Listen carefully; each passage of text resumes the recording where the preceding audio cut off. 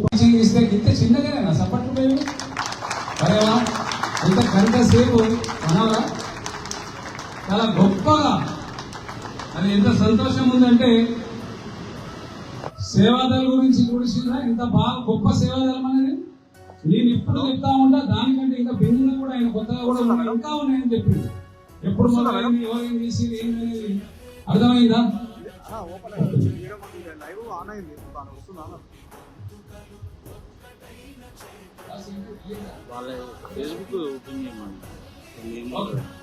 సరే మరి ఇంత చక్కగా నేర్చుకోవాలి ఆయన స్టార్ట్ చేసి మరి ఇంకా క్వశ్చన్స్ అడుగుతారా మీరేమన్నా ఏం లేవా క్వశ్చన్ ఆన్సర్స్ ఏమైనా ఉన్నాయా ఎనీ క్వశ్చన్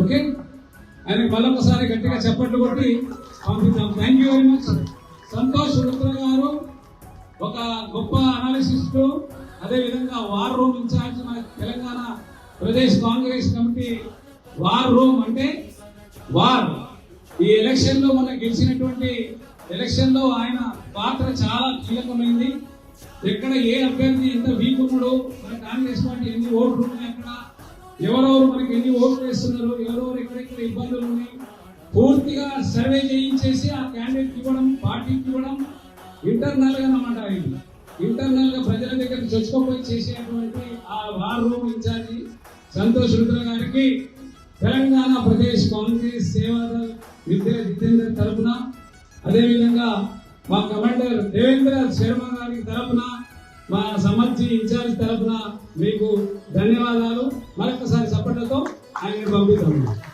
आइए समझिए आइए देवेंद्र जी आप दूसरा सब्जेक्ट लीजिए एक मिनट ఇవాళ మీరు ఎంత స్ట్రెంత్ ఉన్నారో ఒక్కరు కూడా పోవద్దు కాసేపట్లో మన ఎంపీ మన చామల కిరణ్ కుమార్ రెడ్డి గారు లంచ్ తర్వాత వస్తారు మన కేశవరావు గారు మన సేవాదళం నుంచే చాలా పెద్ద పదవులు అనుభవించారు పిసిసి అధ్యక్షుడు ఉండే ఇప్పుడు గవర్నమెంట్ అడ్వైజర్ ఉన్నాడు ఆయన కూడా ఉపన్యాసిస్తాడు చామల కిరణ్ కుమార్ రెడ్డి గారు ఎంపీ గారు వస్తున్నారు వాళ్ళు ఇద్దరు వస్తున్నారు కాబట్టి ఎవ్వరు కూడా పోకండి భోజనం చేసుకొని ఇక్కడనే ఉండండి దీని తర్వాత మన భోజనం టైం అయ్యే వరకు కూర్చోండి చక్కగా okay next Devender ji please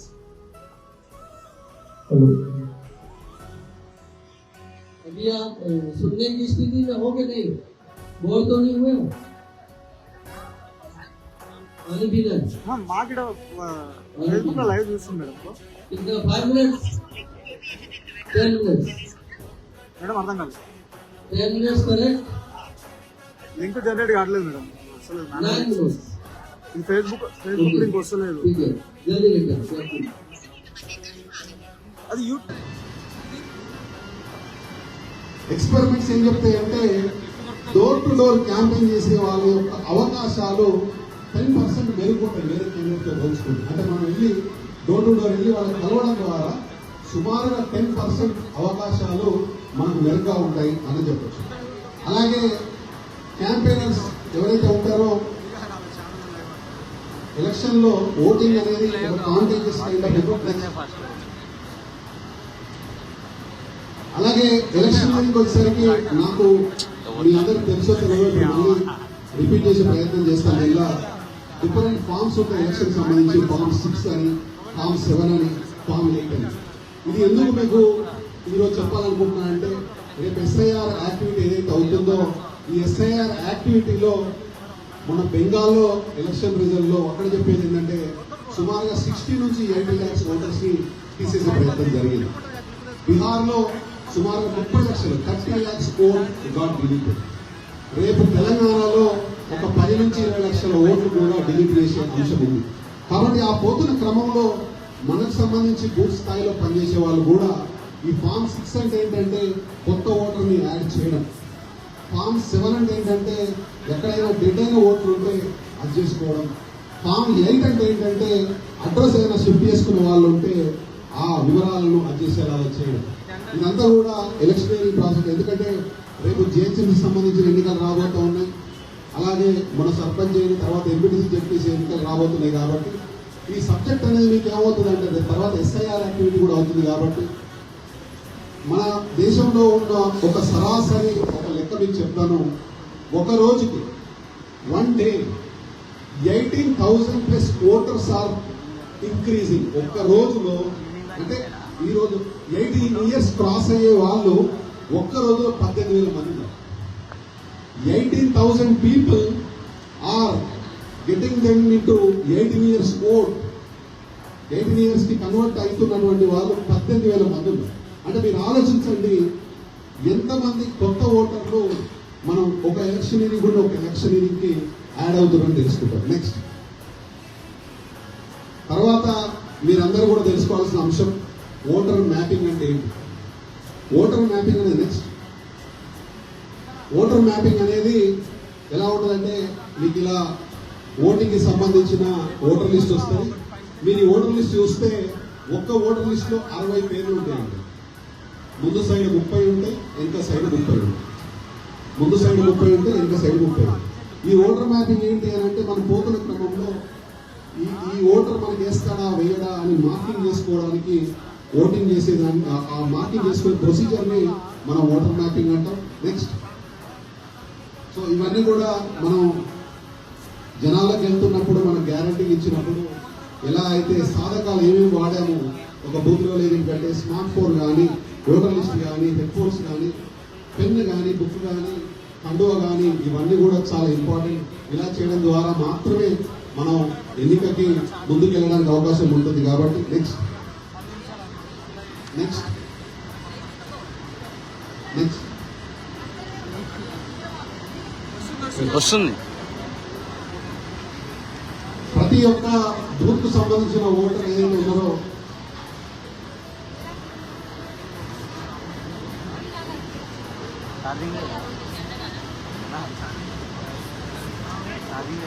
so అట్లా ఇలాంటి అంశాలు ఏవైతే మనం ముందస్తుగా తీసుకొని వెళ్తామో అంటే మీకు ఈ రోజు జరిగిన ట్రైనింగ్ లో భారతదేశం స్వాతంత్రం సాధించినప్పటి నుంచి ఉన్నటువంటి ఓటింగ్ కానీ ఎలక్షన్ ప్రాసెస్ కానీ ఎలా జరిగింది, స్వాతంత్ర ఉద్యమోత్తరం కంటే ముందు ఎలా జరిగింది, స్వాతంత్రం వచ్చిన తర్వాత 2 దశాబ్దాలు ఎలా జరిగింది, తర్వాత 1970లో ఎలా జరిగింది, ఈనాటికి ఉన్న డిజిటల్ యుగానికి ఎలా జరుగుతుంది అనే ఉద్దేశాన్ని చెప్పుకుంటూ అలాగే బూత్ స్థాయిలో మనం ఎలాంటి ఆలోచన చేసుకుంటే ఒక నరేటివ్ని బిల్డ్ చేసుకోవడంలో కావచ్చు, దాన్ని క్యాంపెయిన్ టార్గెట్ చేసుకోవడంలో కావచ్చు, తర్వాత మైక్రో ప్లానింగ్ మైక్రో టార్గెట్ వెళ్ళి ప్రతి చిన్న అంశాన్ని కూడా కులంకుశంగా చేసేయడం కావచ్చు, ఓటర్ మ్యాపింగ్ చేసుకోవడం ద్వారా కావచ్చు, తర్వాత డోర్ టు డోర్ క్యాంపెయినింగ్ చేసుకోవడంలో మనం తీసుకునేటువంటి మెలికల ద్వారా ఈ ఎలక్షనీరింగ్ ప్రాసెస్ లో భాగంగా మీ బూతులు కానీ మీ దానిలో కానీ గెలవడానికి ఎక్కువ ఆస్కారం ఉంటుంది. ఇది ఎలక్షనీరింగ్ సంబంధించినటువంటి సబ్జెక్ట్ సంబంధించిన అంశంలో ఈరోజు నన్ను ఇక్కడ గెస్ట్ గా పిలిచి గెస్ట్ ఆఫ్ స్పీకర్ గా పిలిచి ఈ ఎలక్షనీరింగ్ మీద మాట్లాడాలి అని జితేందర్ గారు చేసినప్పుడు నాకున్నటువంటి ఆలోచనని ఏదైతే సేవాదాల నుంచి స్ఫూర్తి పొందింది ఏదైతే ఉందో దాన్నే ఈరోజు మీ ముందు పెట్టాలని కొత్తగా పెట్టలేదు. కానీ కాలక్రమేణా ఎలా మారుకుంటూ వస్తున్నాయి పరిస్థితులు, ప్రతి దశాబ్దానికి కూడా ఎలక్షన్ సిస్టమ్ అనేది ఎలా మారుకుంటూ వస్తుంది, ఎలక్షన్లో కొత్త మెలుకువలు ఏం తయారవుతున్నాయి, ఎలా వస్తున్నాయి అనేది చెప్పడం కోసం చేయడం జరిగింది. కాబట్టి సోషల్ మీడియా వేదికగా వస్తున్న అంశాలను చేసుకుంటూ ఈరోజు కొత్తగా వచ్చినటువంటి ఏఐ టెక్నాలజీ ఏదైతే ఉందో నేను ఈరోజు జితేందర్ కానీ జితేందర్ గారికి కానీ మీ అందరికి కానీ రిక్వెస్ట్ ఇది ఒకటే,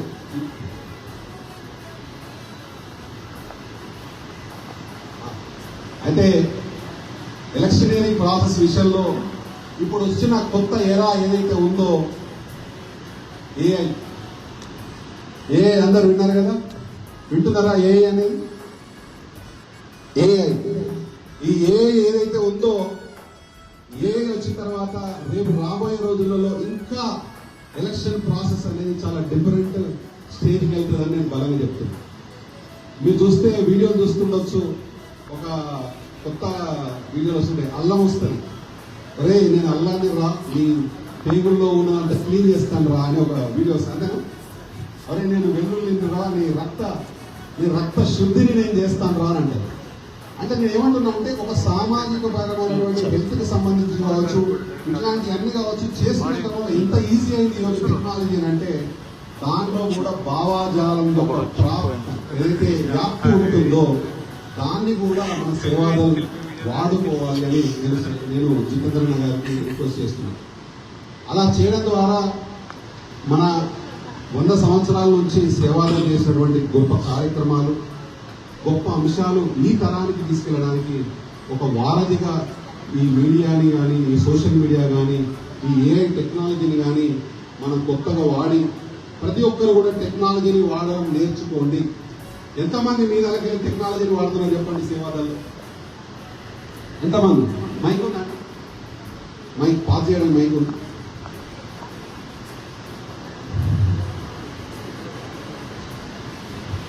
తీసే బాబు కొంచెం బ్యాక్ వెళ్ళి ఇంతమంది పీడిఎఫ్ లేకపోతే ఫస్ట్ సైడ్కి వెళ్ళి ఫస్ట్ దయచేసి మాట్లాడవచ్చు. ఎవరైనా ఎంతమంది వాడుతున్నారు టెక్నాలజీ, ఏఐకి సంబంధించి ఏం వాడుతున్నారో చెప్పండి. మైక్ ఇవ్వండి. మైక్ మాట్లాడండి. ఏఐకి కాదు కానీ పార్టీ చేస్తున్న సంక్షేమ పథకాలు కానీ, గవర్నమెంట్ రేవంత్ రెడ్డి గారు తీసుకుపోయే పథకాలు కానీ, పేపర్ ప్రకటనలు కానీ ఏదన్నా సరే సోషల్ మీడియాలో ప్రచారం చేస్తుంటే అది కొంతమందికైనా గ్రామాల్లో చూస్తున్నారు. ఎవరు చూసినా వాళ్ళు ఇన్స్పైర్ అయ్యి ఓహో గవర్నమెంట్ ఇట్లా చేస్తుందా, మన రేవంత్ రెడ్డి గారు కాంగ్రెస్ ప్రభుత్వం ఇట్లా చేస్తుందా అనేందుకు నేను నిరంతరం ఏదైనా ఉన్నా ఫార్వర్డ్ చేస్తాను, ఇష్టపడుతుంటా, ఫార్వర్డ్ చేస్తుంటా. WhatsApp, Instagram, Telegram, Facebook, everything. Very good, very good. మీ పేరు? ఆలేటి మాణిక్యం, సూర్యాపేట జిల్లా కాంగ్రెస్ సేవాదల్ జిల్లా అధ్యక్షుడు. Very good. Second slide, second slide, second. Next టెక్నాలజీని వాడుతున్న వాళ్ళు ఇంకా లేటెస్ట్ టెక్నాలజీ అని కాదు, వాట్సాప్ కానీ ఫేస్బుక్ కానీ ఇప్పుడు ఈరోజు మన గవర్నమెంట్ చేస్తున్నటువంటి పథకాలు ప్రజలలోకి ఎట్లా వచ్చినాయి, ఇప్పుడు వాళ్ళ దృష్టికి తీసుకుపోయి మనం చేస్తున్నటువంటి మన ప్రభుత్వం చేస్తున్నటువంటి పథకాలు ప్రజల్లోకి తీసుకుపోవడానికి అందరికీ ఈరోజు రేవంత్ రెడ్డి గారు కృషి చేస్తున్నటువంటి ఆయన శ్రమ, రోజుకి 18 గంటలు ఆయన పనిచేస్తున్న ఫలితం నిజంగా కూడా చాలా మందికి తెలియదు కనుక మన సోషల్ మీడియా వాడుకొని ఇలా సన్నబియ్యం కానీ రేషన్ కార్డు ఇట్లాంటివి చేసినప్పుడు మేము ప్రతిరోజు వాట్సాప్లో కానీ ఫేస్బుక్లో కానీ పెట్టి మన ప్రభుత్వాన్ని ఇంకా బిల్డప్ చేసే విధంగా నేను కృషి చేస్తున్నాను. ఎవరు వాడుతున్నారు మీ నెలకి? నా పేరు మళ్ళీ అజయ్ కుమార్, ఎల్బీ నగర్ కాన్స్టిట్యున్సీ అధ్యక్షుడు. ఎవరు వాడుతున్నారు? ఏ అంటే చాట్ జీపీటీ. హలో నమస్తే, నా పేరు అఫ్సర్ ఖాన్, ఆదిలాబాద్ డిస్టిక్. సార్ ఇప్పుడు ఏఐ అనేది కొత్త టెక్నికల్లో ఆడు బతుకున్న వాడు చచ్చిపోయినట్టు చూపిస్తాం. అంటే వాళ్ళ ఇష్టం వచ్చేట్టు చేస్తున్నారు పబ్లిక్. అది మరి అది నిజంగా మరి అబద్ధమా అని కూడా అర్థమైతే లేదు సార్. ఇంత ఘోరమైన ఒక technology sir. Next ladies, women నుంచి ఎవరైనా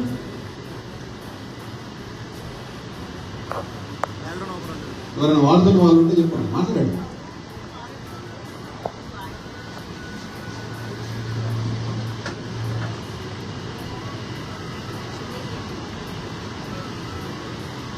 ఓకే, సో నేను ఈరోజు జితేందర్ గారు రిక్వెస్ట్ చేసేది ఏంటంటే, ఎందుకు మీరు వారు అన్నట్టు ఉన్నది లేని ఉన్నట్టు, లేని ఆర్టిఫిషియల్ ఇంటెలిజెన్స్ లేని ఉన్నట్టు, ఉన్నది లేనట్టు.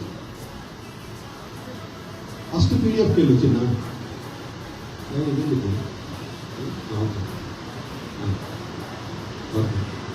అయితే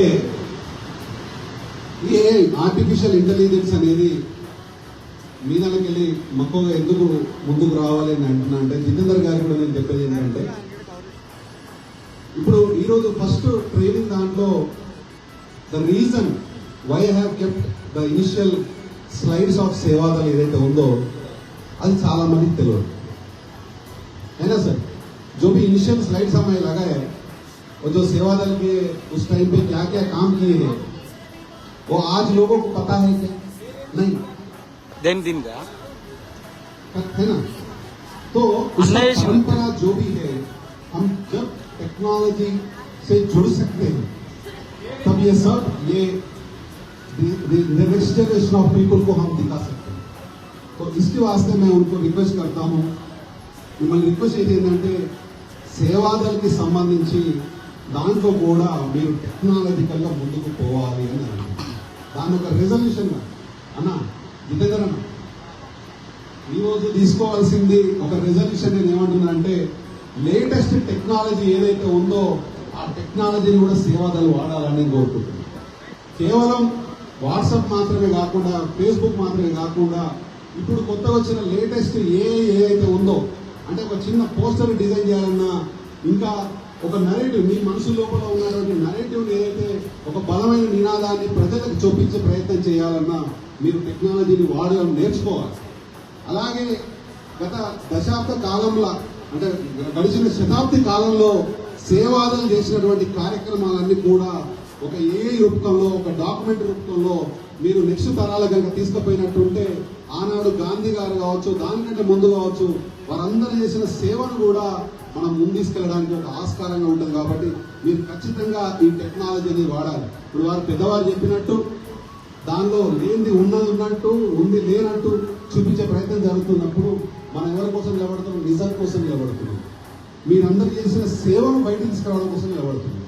కాబట్టి ఎందుకు సేవాదళ అనేది లేటెస్ట్ టెక్నాలజీ వాడుకొని మనం చేసిన సత్యాన్ని బయటకు ప్రొజెక్షన్ చేసేలాగా ఎందుకు చేయకూడదు అనే ఉద్దేశంలో మీలో చెప్తున్నాను. ఇది నెంబర్ 1 రెజల్యూషన్ గా నా రిక్వెస్ట్. టెక్నాలజీ విషయంలో సేవాదలు ముందుండాలని నేను ఒక సోదరుగా కోరుకుంటున్నాను. కాంగ్రెస్ పార్టీకి సంబంధించిన సోదరుగా ఈరోజు సేవాదళ అధ్యక్షులు గారికి ఈ రెజల్యూషన్ 1 గా సేవాదల్ ఏదైతే ఉందో టెక్నాలజీని వాడాలి అని మొట్టమొదటి రెజల్యూషన్ గా అనుకుంటున్నాను.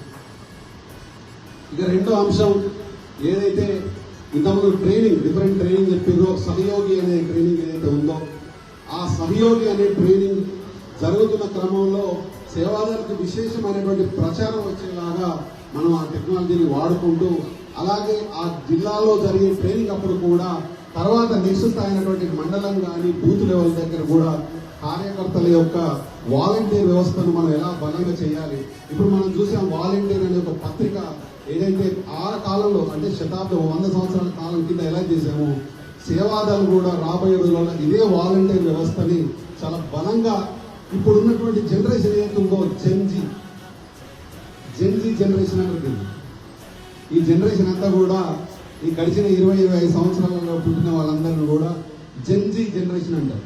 మరి ఈ జెన్జీ జనరేషన్కి మీ యొక్క సేవలు ఎట్లా తెలవాలి?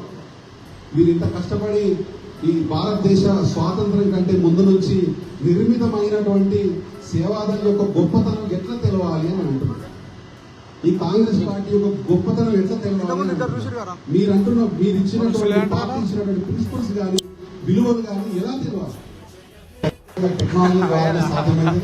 రాబోయే రోజుల్లో నేను కూడా మీ అందరికి కూడా మీ డిపార్ట్మెంట్ కూడా అందుబాటులో ఉండి టెక్నాలజీ రూపంలో కావచ్చు, బూత్ లెవెల్కి సంబంధించిన రాబోయే రోజుల్లో జిల్లాల స్థాయిలో జరిగే ట్రైనింగ్ విషయంలో కూడా ఇంకా ఎట్లా మనం మైక్రో మేనేజ్మెంట్తో పనిచేసి ఈ ఆర్గనైజేషన్ యొక్క విశిష్టతను ఇంకా ఎట్లా పొందుపరుచుకునేలాగా, వేలల్లోకి ఈ ఆర్గనైజేషన్లో పనిచేసేలాగా రేపు రాబోయే జంజీ తరంలో కూడా మనం ముందుకు తీసుకెళ్ళి